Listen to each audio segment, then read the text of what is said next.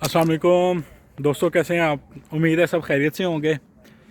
तो आपके साथ एक न्यूज़ शेयर करनी थी जो कि बहुत अच्छी न्यूज़ है और ख़ास तौर पे उनके लिए बहुत अच्छी है जो कि या तो रोमानिया में रह रहे हैं या रोमानिया आ रहे हैं कुछ अर्से के अंदर। तो उनके लिए एक बड़ी ज़बरदस्त न्यूज़ ये है कि आखिरकार 13 सालों बाद रोमानिया जो है वो शेंजन ज्वाइन कर रहा है। अगरचे अभी पार्शली ज्वाइन कर रहा है लेकिन ज्वाइन कर रहा है। तो इसके ऊपर मैंने पहले इसलिए बात नहीं की थी क्योंकि मुसलसल जो है ना कभी चीज़ें वगैरह इस तरीके से चलती थी कि नज़र आता था कि अभी जो है शेंजन की उम्मीद बिल्कुल ख़त्म हो गई है रोमानिया के हवाले से और साथ में बल्गारिया के हवाले से, और कभी लगता था कि हो गया। तो 5 दिसंबर को बेसिकली वोटिंग हुई थी और उसके अंदर जो है ना ऑस्ट्रिया ने बिल्कुल इनकार कर दिया था शेंजन को रोमानिया को शेंजन के अंदर लाने के लिए। क्योंकि ऑस्ट्रिया जो है वो शेंजन का पार्ट है तो वो उसको वीटो कर देता था। अब एक भी नेगेटिव चला गया वोट तो बात ख़त्म हो गई, वहाँ पे चीज़ें क्लोज हो गई। तो जिसकी वजह से जो है ना बिल्कुल ही उम्मीद ख़त्म हो गई थी।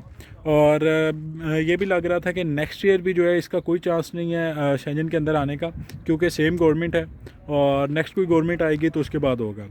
लेकिन दुनिया चीज़ें चलती हैं, कुछ वजूहात ज़रूर हुई होंगी। ख़ास तौर पे स्पेन की तरफ से भी बहुत ज़्यादा प्रेशर था, जो कि इस वक्त यूरोपीय यूनियन का जो है कह लें कि सदर है।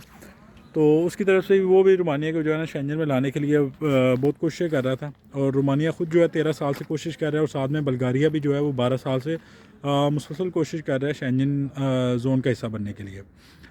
तो सीन ये हुआ था कि 5 दिसंबर को जब उम्मीद ख़त्म हो गई है तो उसके कुछ दिनों बाद ऑस्ट्रिया ने अचानक ही कोई लचक दिखाई है इसके अंदर और कहा है कि हम जो है रोमानिया को और साथ में बल्गारिया को एयर शेंजन में लाने के लिए तैयार हैं। तो इसका ये मतलब था कि पार्शली तौर पे शेंजन का पार्ट बनेंगे, जिसके ऊपर रोमानिया ने और बल्गारिया ने पूरे तरीके से जो है ना एहतजाज किया। उसके ऊपर कहा है कि हमें पार्शली शेंजन नहीं होना, हमने मुकम्मल तौर पे शेंजन का पार्ट बनना है।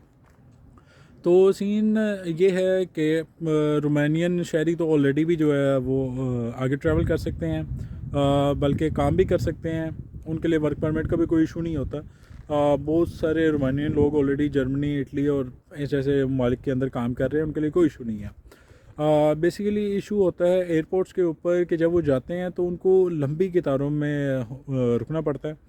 तो ज़ाहिर सी बात है कि एक कह लें कि डिफरेंट बिहेवियर होता है उनके साथ, जबकि शेंजन के अंदर जो बाकी शेंजन के शहरी हैं उनका ना तो लाइनों में लगना पड़ता है, ना उनके सामान की बहुत ज़्यादा चेकिंग होती है और ये वो चीज़ें। तो उनको इस चीज़ की तरफ से काफ़ी दिक्कत थी और आवाम की तरफ से भी काफ़ी शिकायत थी, जिसकी वजह से उनकी गवर्नमेंट के ऊपर प्रेशर था ताकि इनको शेंजन में लाया जाए। और दूसरा जो उनको मेन मसला था वो है बेसिकली लैंड के ऊपर जब उनके ट्रक्स वगैरह गुजरते हैं, ट्रांसपोर्ट होती है इनकी तरफ से, चीज़ें वगैरह उधर जाती हैं या आती हैं, तो लंबी कतारों में इनके ट्रक खड़े रहते हैं, जिसकी वजह से ट्रेड का ऑफ कोर्स नुकसान होता है, क्योंकि टाइम इज़ मनी और टाइम वेस्ट होता है। तो बेसिकली तो उसकी वजह से काफ़ी ज़्यादा मसला बनता था। तो आखिरकार कर करा के जब ऑस्ट्रिया ने इस चीज़ के ऊपर कहा था कि हम एयर शेंजन के लिए तैयार हैं, तो उसके ऊपर रोमानिया और बल्गारिया नहीं माना उस वक्त। उनका हम या तो मुकम्मल तौर पे आएंगे, और उसके बाद जो है सारी चीज़ें बंद गली में जाती हुई नज़र आ रही थी। लेकिन फिर जाहिर सी बात है मुज़ाकरात हुए और मुज़ाकरात के बाद साथ में जो नेवल साइड यानी कि सी रूट भी इंक्लूड हो गए शेंजन के अंदर, और एयर शेंजन भी साथ में हो गया।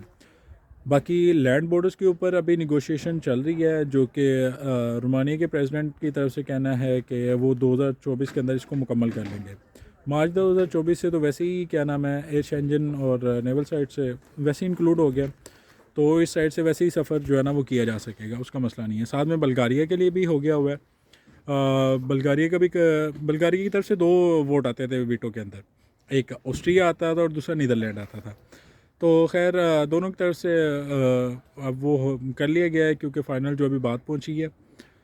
और अब बेसिकली इनको मसला होता था माइग्रेंट्स का भी एक, क्योंकि वो कहते थे कि माइग्रेंट्स जो है ना बहुत बड़ी तादाद में तुर्की से बल्गारिया, बल्गारिया से रोमानिया और आगे फिर इस तरीके से ट्रैवल करते हैं।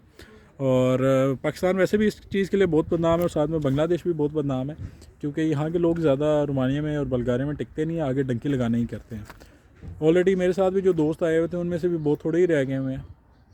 तो बहरहाल हर किसी की अपनी रीज़न्स होती हैं, मैं जज नहीं कर रहा, लेकिन चीज़ ये भी है कि ये एक अनएथिकल चीज़ ज़रूर है।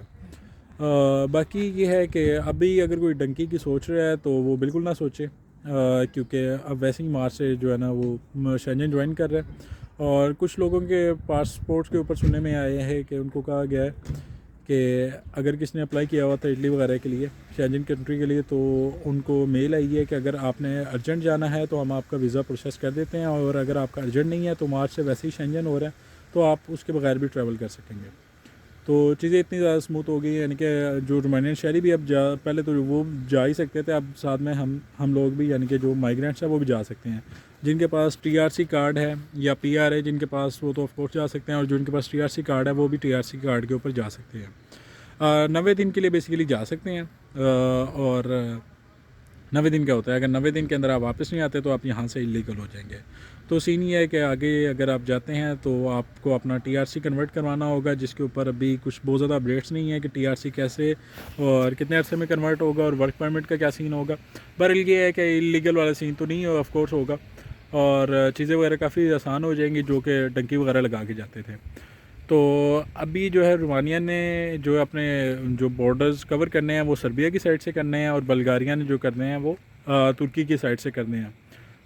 यूरोपीय यूनियन की तरफ से फंडिंग भी इनको अच्छी खासी जारी की जाएगी ताकि अपने बॉर्डर्स का, एक्सटर्नल बॉर्डर्स के ऊपर जो है ना चेक एंड बैलेंस रख सकें, और कोशिश करें कम से कम लोग जो है ना उसका ट्रैवल करके आगे आ सकें। तो ये चीज़ है। तो बाकी हाँ, आखिरकार बहुत से लोग इसी उम्मीद में थे कई सालों से कि ये अभी शेंजन में आया, अभी शेंजन में आया।